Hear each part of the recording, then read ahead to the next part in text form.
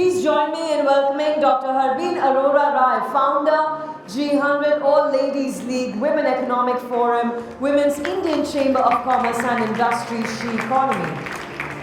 Sunil, Kumar, Country President, Henkel.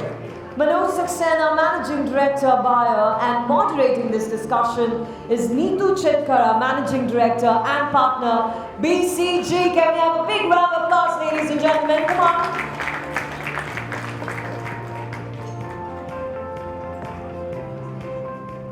Over to you, Neetu.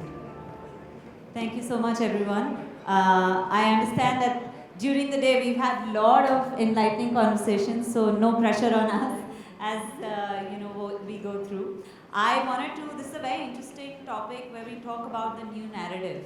And the first question that I wanted to bring to the panelists is actually about what's new, because sitting together just before this session we were talking about Indian mythology, and we talked about how since time immemorial actually within Indian mythology we see the equal status both for women and men. So what is new versus what are the things which go back to the old I would say true gems that we may already have. So maybe let's start with Harbeen here. Harbeen, what do you think in terms of new narrative? You've also been founder of many organizations which are focused on women.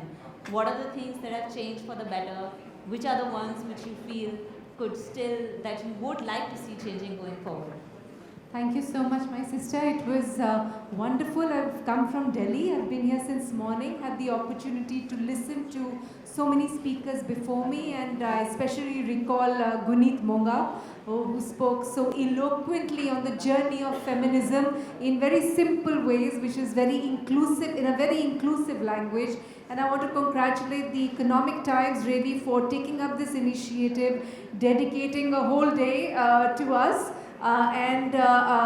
Looking at the best organizations for women. So definitely the narrative has moved forward for the better. India is also has the G20 presidency, and one of the G20 key priorities is shifting the narrative from women's development to women-led development. So I think that's a very key shift that's happening, and I'm very proud that India is leading that shift.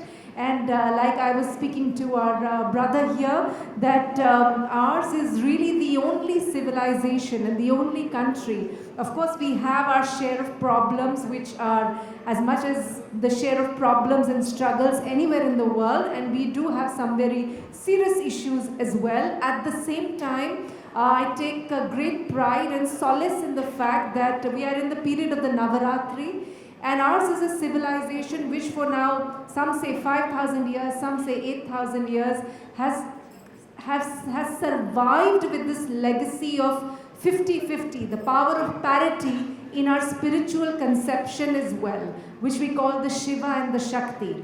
And it's 50-50 gender parity right there in the Ardhanarishwar and the Ardhanarishwar. So I think reclaiming that narrative is the need of the hour. And just to close, I saw since morning with my brothers on the panel, they're like, let's do things step by step. Let's, it's a journey. Let's go slow. We are in for the long haul. And all my sisters on the panel are, the time is now. Let's do it now. Let's accelerate the action. So I'm certainly on that side, and that's my narrative. Now or never. We really have to seize the moment.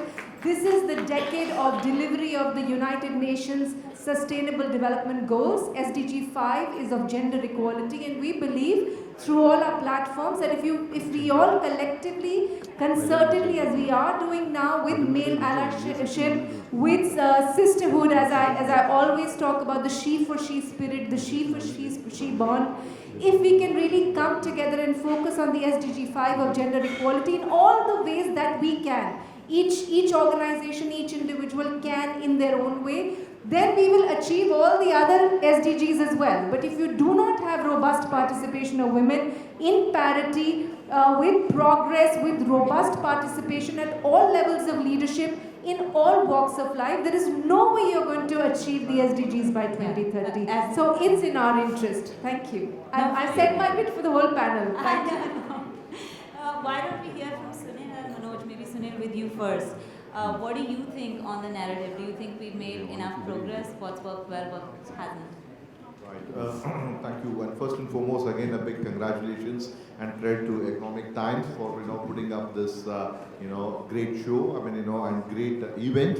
So to come back to the question, I think we have definitely moved many strides. Have we completely done it? I think we are in the journey, and I think we need to acknowledge it from that perspective. But what is really fulfilling, and personally, if I have to say, is there are so many examples of women really making fantastic positions in our, whether it's a corporate life or outside of corporate life.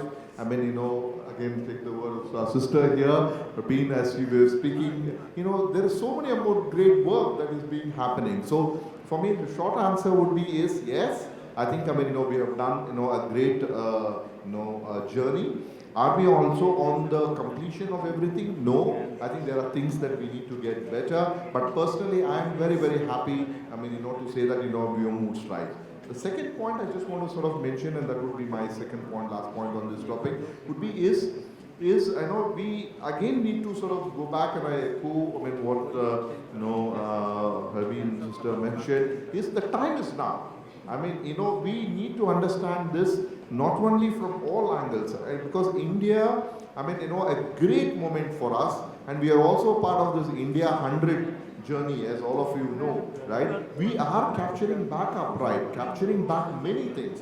And if bias, I think we see boldness, and hopefully that the point that she was mentioning is rather than looking at the stepwise, can we really do transformational work, on gender, on equity, to really scale it up. And I think the time, as everybody, when I want to repeat that, the time is now. So I think we are seeing that in the corporate world as well. In pockets, we are being bold. Can we be bold on everything is something which we need to pursue it. Very nice. And I think even personally, I do find that anytime now you start to look at speakers for a panel, people are very conscious that we have good distribution. You want to talk about promotion, you want to talk about recruitments. Again, people are very conscious, which is, I would say, very different from, let's say, 10 years ago. So there is quite a bit of movement that has happened. I would say, given we have a bunch of leaders in our midst, what do you think would also be required as leaders to be able to accelerate the shift in that narrative? And maybe, Sunil, let me start that with you.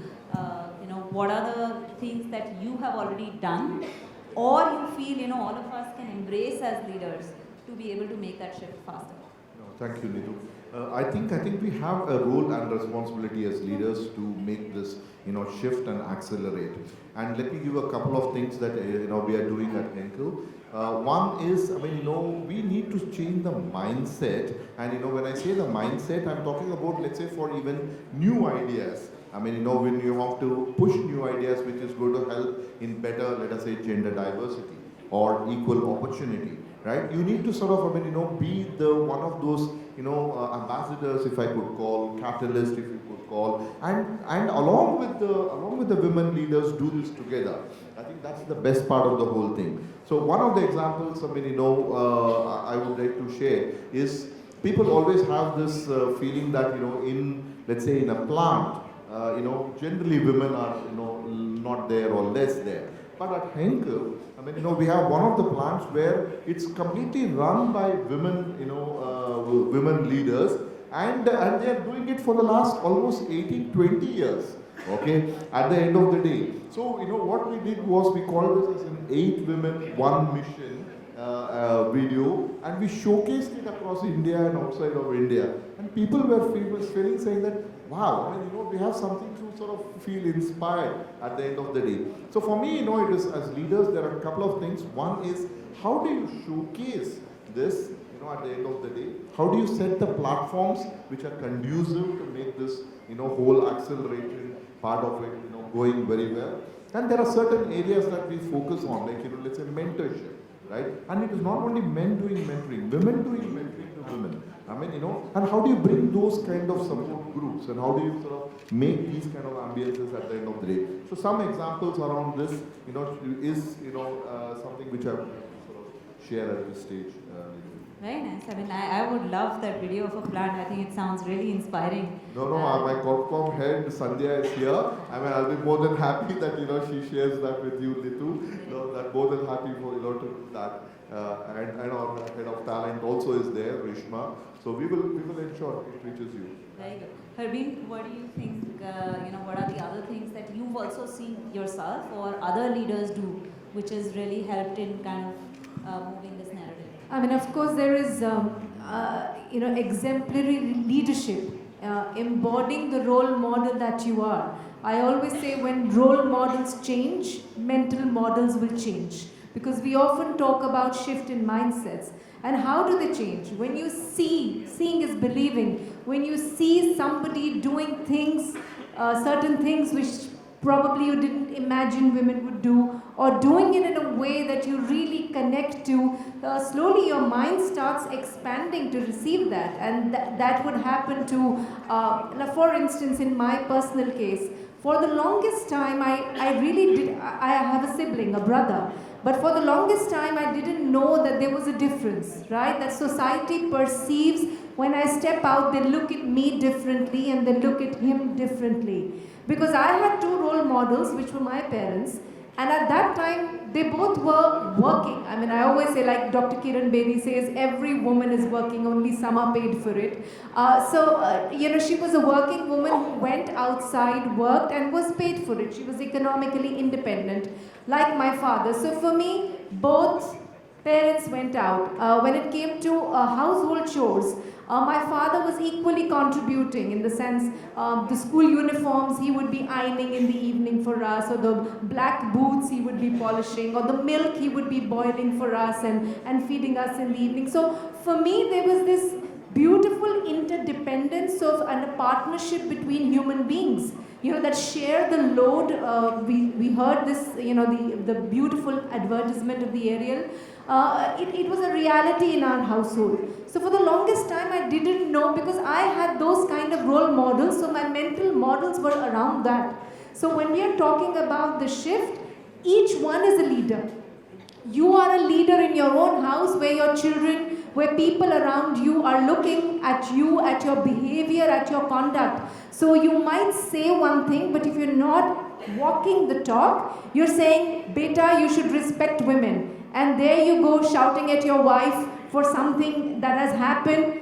There goes your entire case over there. It doesn't mean a thing, because it is your conduct, your your action that speaks louder than words. So I think it's very important to see ourselves as leaders in every sphere that we are, whether we are at home, whether we are in organizations, whether we are in community circles, and like my brother said, take responsibility for your conduct and understand that small is not insignificant. It is very, very significant. That ripple is going to go very far and wide. And same way for everyone. Even if you're not a leader, you don't have positional leadership in an organization, or you don't have a title, don't feel you are just a so-and-so. You are that person who, with your example, with whoever you are, can really set off a series of positive changes just by your role modeling. Fully agree. And I like the part of being leaders, not just in organizations, but at home as well. Manoj, I'm going to ask you two questions. So the first one, I think, continuing in the role as leaders, but I think the other, as we move along, is also to say any advice for the women in the room, having your role as a leader, but also seeing, what is it that women themselves can feel to accelerate this narrative shift? I think on the first point, as leaders, we can be role models. Diversity, and particularly gender diversity, is not an easy topic initially. But if the leaders you are committed to, and I think the examples which you always give as leaders is you're looking at profitability, you're looking at net sales. I think for the last many years now in the corporate world, including mine, I have a KPI on diversity, which is good. Initially, I was a little concerned, should we look at numbers? But I guess as we progress in a corporate, if we have an accountability on some things, we are more committed for it, and that increases the awareness. Few things which I think as leaders you can influence. One is the whole communication. How do you remove biases? How do you make sure that the men gender also understands what is needed and not that you're only looking at female gender, but also have a community out there. We have a Infinitus, which is a community which we sponsor. Under that, we have a couple of business resource group. One is focused on gender, the other is on differently abled people. So I think how do you give sponsorship to those groups is important, because that's how the community develops over time. Changing policies, and I can give examples. For example, we have we are a life science company focused on agriculture and pharma. Our sales guys having gender in that is very, very less. Yeah. 3 years back, our overall gender ratio from a sales organization was 11%. Now we are 18 in 3 years. Yeah. So from what we took 70 years to reach to 11% in 3 years. Yeah. And that's what I also mean by bold. Changing policies which matter to females or different gender. But more importantly, having a commitment that wherever we need to tweak policy to give equity to everyone. I think the point which Dr. Malik was also mentioning, that equality, everybody understands, equity, no one, right? So how do we have policies which are towards that, that gives equity, has helped on the gender agenda a lot. And lastly, I think is around, sometimes we don't keep, like work-life balance, health, these topics, not so much importance. I think it's very, very critical to look at our flexibility of work, what facilities we have, how do we nurture, young mothers, how can they come to the office and help with their smaller kids. Those things are extremely important at the workplace in today's context, and if that we do, I think as leaders we can influence that. We are all in this together, and I think as an organization we are, whether it's leader, managers or employees, we are all in. And we do not believe there is a finish line, because it is an important agenda. Yeah, we are not looking at just to finish the DEI agenda, but to further the cause. On the advice, I think as an individual who have mentored many female leaders and have seen them grow, one is having a self-belief. Sometimes I think women leaders themselves don't think that they can do it. Yeah, because the cacophony or the surrounding with men, they think this job is more suited for men, this job is not suited for females. I think having self-belief, finding who could be a good mentor, or buddy. I think buddy is a good system which works in many organizations, including ours. And lastly, I think it's important to give feedback. Sometimes you have to speak out. Yeah, I think it's important at times when you see that, what are the roadblocks which you are facing in terms of your career progression. There would be times when you are down and out, but your ability to speak out and find a way to, to say some things would be extremely important. Those are my couple of advices, if that can help. Yeah. Fantastic, and I think with that we are pretty much at the end of our time, so I think it was great speaking to you and getting to learn, perspectives from each of you, and I hope we continue to apply a lot of these in our own spheres, whether it's in organization or at home. So thank you so much everyone for the time. Thank you.